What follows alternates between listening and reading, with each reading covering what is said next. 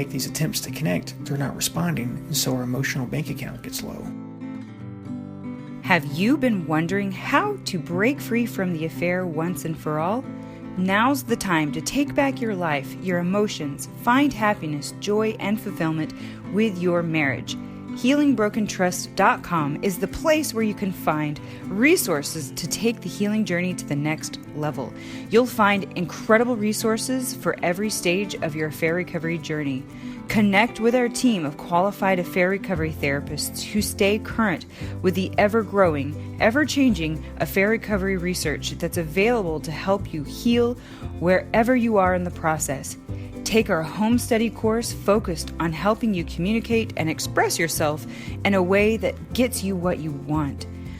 You can also book an incredible one-on-one intensive retreat where instead of dragging out the pain over months or years, you can condense the time it takes to heal in just a matter of days using scientifically proven methods that work to help couples lower their guard, let go of the fear, melt the anger, and experience each other at a deep emotional level you may have never experienced before. So what are you waiting for? Go to healingbrokentrust.com. Welcome to Healing Broken Trust podcast with Brad and Morgan Robinson. It is our pleasure to be here with you today and to walk you through the steps and stages and everything in between for healing broken trust in your relationship. And so today we're talking about really two deadly relationship mistakes, two sins for communication. And Brad, do you want to go ahead and tell the audience what we're talking about, these two communication sins? Yeah, Morgan, we're talking about criticism and stonewalling. And the reason those are so important is relationships get into trouble when we feel deprived of emotional support. And that's a key concept and a key word. We get into trouble when we feel deprived. Okay. That's when people get stuck in negative cycles. Deprived of like emotional connection? Yeah, emotional connection, emotional support, other spouse's responsiveness to them, a feeling cared for. Okay. And so that's when we get into trouble. And the top two ways that this happens the most often, obviously there's like going to be big things like physical violence, battery, things like that. But when people feel the most deprived, it typically involves criticism and then secondly, stonewalling or shutting down emotionally. Can you explain to the audience kind of how that fits into the negative cycle? Sure. Criticism, let me define what criticism is and what I mean about criticism. Criticism can have a very valid place in work relationships. Criticism can have a valid place, when you're a coach or, you're coaching a sports team, things like that, because it's a quick way to get across communication and information. It's a quick way to communicate. Stop doing this, do it this way, you'll do it better.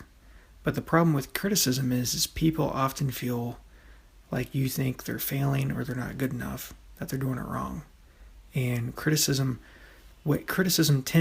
tends to happen in criticism is there tends to be an attack on a person's character.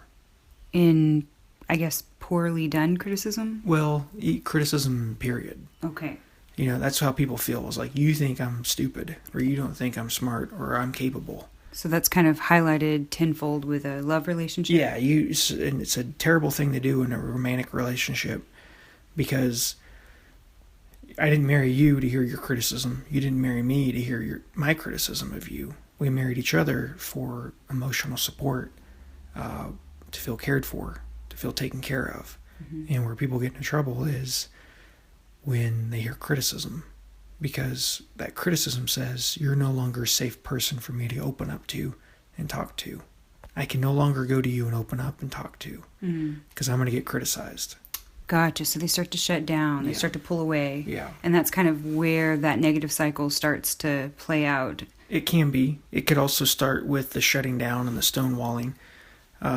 It starts at different places for different people. Okay. It's not always the same area. But that criticism is so important because I think 90% of, I say 90%, it may not be that high, but I believe close to 90% of communication problems in a relationship can be solved if people just stopped criticizing each other. Well, how then do you suggest that people ask for wants and needs? Well, you don't go about it criticizing. Okay. You can make a complaint. You start softly. Okay. You start softly. But here's the other part of this equation is stonewalling, or another way to put it is just people who kind of shut down, who are, kind of devoid of emotional responsiveness. They tend to shut down. They're so withdrawn that there's no emotional responsiveness to them. That is the other relationship sin, other relationship poison that causes people to feel deprived, and that really messes with relationships. And so stonewalling, where this gets bad, is you communicate to your spouse and it's like what you just said bounces off of them. You don't see that there is any response to them. Oh, and that's very frustrating for someone who's making a bid for connection and their spouse does zero to respond. Yeah, they're making an attempt to connect, a bid to connect, and a bid. Let me talk about these bids for connection real quick. A bid to connect could be a small gesture or a big gesture, but it's a gesture to show interest in, to show appreciation, and to even inquire, are you there for me? Mm-hmm. And so that's kind of a broad definition, but more in a more practical sense, a bid you could have over the course of a 10-minute dinner conversation, maybe 100 bids of connection. Mm-hmm. And what I mean by that is you are talking, and a bid to connect could even be, hey, can you please pass the salt? Mm-hmm. And if you get no response, most people don't bid a second time. They don't ask for something to be met a second time. They just say, okay, well, maybe they didn't hear me, or maybe they're not going to answer. That's how most people respond. And a few people, will bid again, hey, pass the salt, pass the salt, pass the salt, until you finally respond to them. But these bids are really important because close, intimate relationships, not even close, intimate, but all relationships with another human being are built on responsiveness.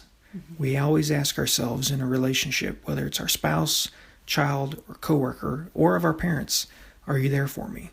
Mm-hmm. And when we feel like they are there, it's because there's a high degree of responsiveness.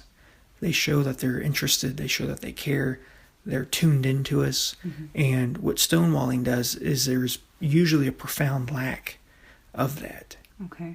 And so that's kind of where relationships can start feeling so deprived because there's a lot of criticism, but on the other hand, there's a lot of stonewalling or shutting down where people get into trouble that way, because both of those things are deadly poisons to a relationship where you just don't feel important. Because when you have bids that are successful, when there's communication without criticism, and when there's communication without somebody shutting down and just stonewalling and being so withdrawn they don't respond to you, when you have communication that way, you feel important, you feel valued, you feel cared for, you feel important, you feel like a priority.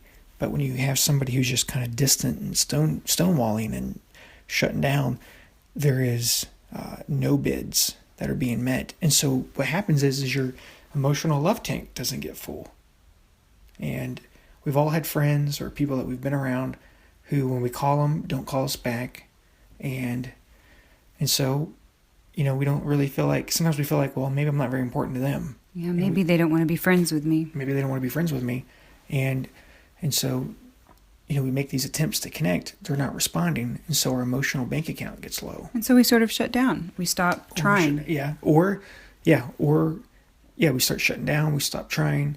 Or we pursue them harder. Maybe we pursue them harder. Yeah, we pursue them harder. Or, maybe there's just not any bid to connect to them. And so maybe we communicate only through social media and Facebook. And so, there's no real direct human contact through voice and, desire just to check up over the phone. And so what happens is Maybe they don't understand the bid for what it is. Yeah, and that's sometimes what happens with people who stonewall. But when sometimes they don't respond, or we don't make a bid to connect. But the same process happens. There's a deprivation that results as a result from that.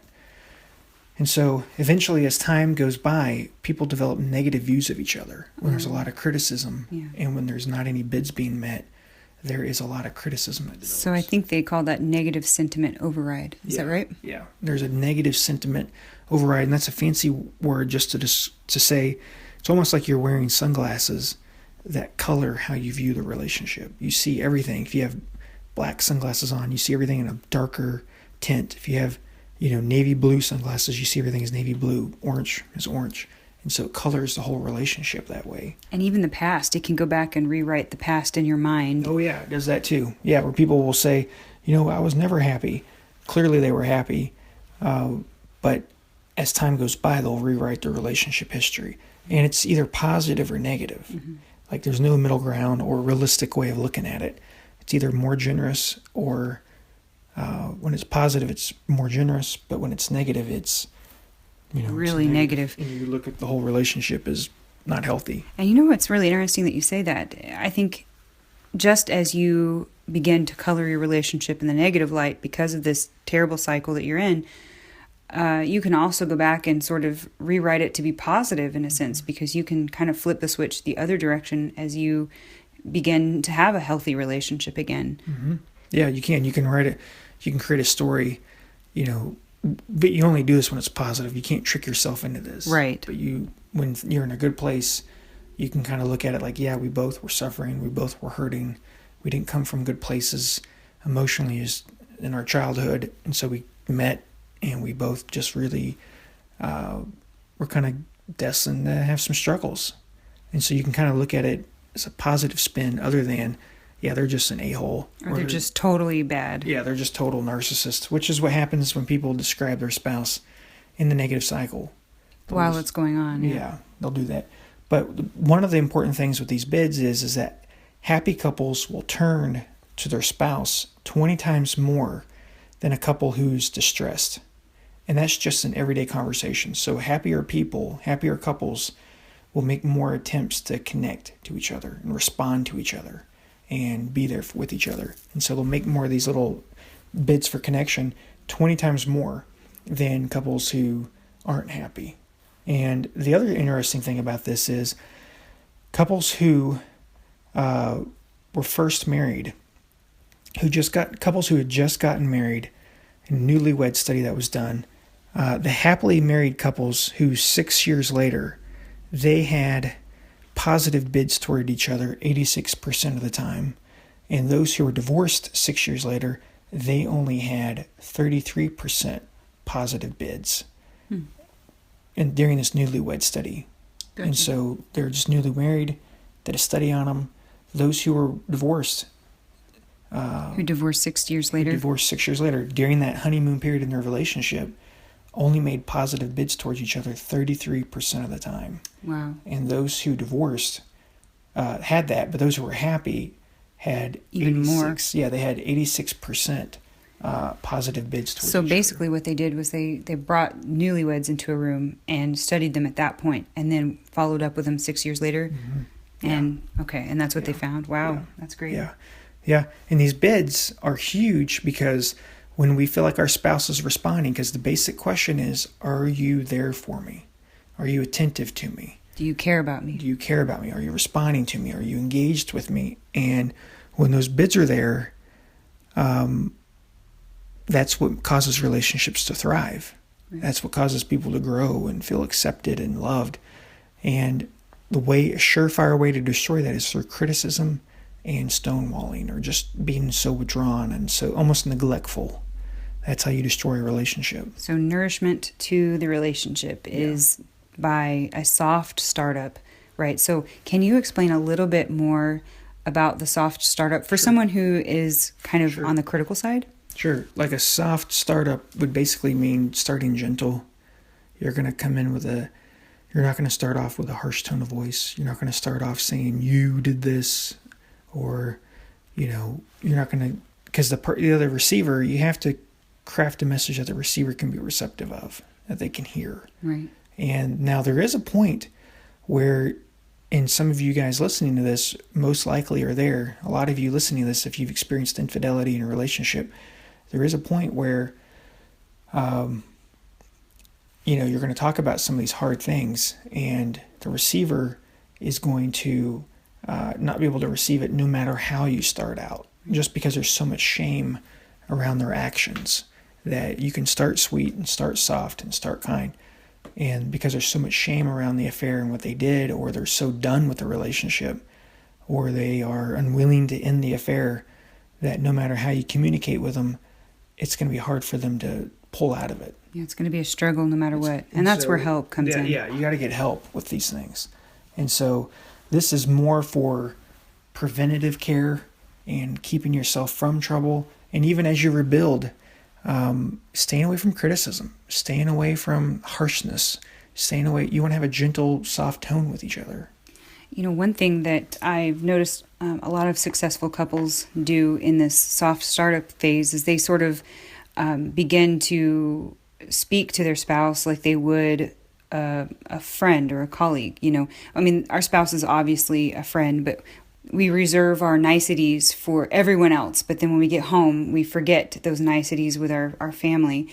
And what I mean by that is saying please, saying thank you, showing appreciation, asking nicely like you would teach your toddler to do, or your child.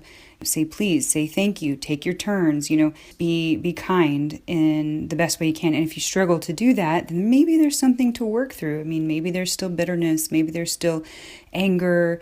Sometimes people are so hurt, yes, they can't really have a soft startup. Right, because it's so hard. Yeah. And, when you're in that place, you got to go get therapy. If you're in therapy, keep at it, right. Because you've got to get over that resentment, that hurt, that bitterness, to the point of forgiveness, and also the point of beyond forgiveness, where you're letting each other back in. And so right, there's precisely. a step beyond forgiveness, and that's letting each other back in. Because you can forgive and not let somebody back in. But sometimes there's so much hurt that you can't really respond without anything other than stonewalling, or without anything other than criticism. And because you just don't have the necessary skills yet. Well, it's you don't feel safe enough yet. We're talking about major trauma after infidelity, and it's hard to do that. But you got to go get help so you can, so that the one who strayed feels safe, so that the one who's betrayed feels safe, because both of you have to feel safe to make this marriage work again, this relationship work again. And that's precisely why we do retreats, and we do weekly counseling. We do coaching calls, things. If you have questions, if you want some help from an expert, then call us for coaching, come for a retreat. It's the same research that they did for week-to-week counseling with the methods that we use is the same outcome research that they find with these retreats. You just get to complete the process much sooner and see results much faster. So instead of spreading out the process over months or weeks, you can do it over a number of days, a couple of days even. So you don't have to live with this for years, the pain. You can recover from it in a very short amount of time. So seriously consider doing a retreat. It's one-on-one with our therapists. We have 3 therapists. We have Brad, Daniel, and Randy. And so you are welcome to learn more about that at healingbrokentrust.com. That's healingbrokentrust.com. So that's just a quick reminder for you guys. Yeah, and I want to say thank you for listening. This is always unfortunate. Obviously, you're going through this. This job gives me a great sense of satisfaction, because most people work through infidelity and they actually become happier as a result. But you've got to end the affair, and you've got to fully commit to working on things. And if you do that, you're going to find that you can be truly successful with each other. And so thank you for listening. Just remember the 2 communication sins, the 2 communication poisons, stonewalling and criticism. Avoid those because those things create deprivation, which is what gets relationships into trouble. Thank you for listening to this episode of Healing Broken Trust podcast. Are you ready to take the next step? Go to healingbrokentrust.com and schedule your one-on-one coaching call today. That's healingbrokentrust.com.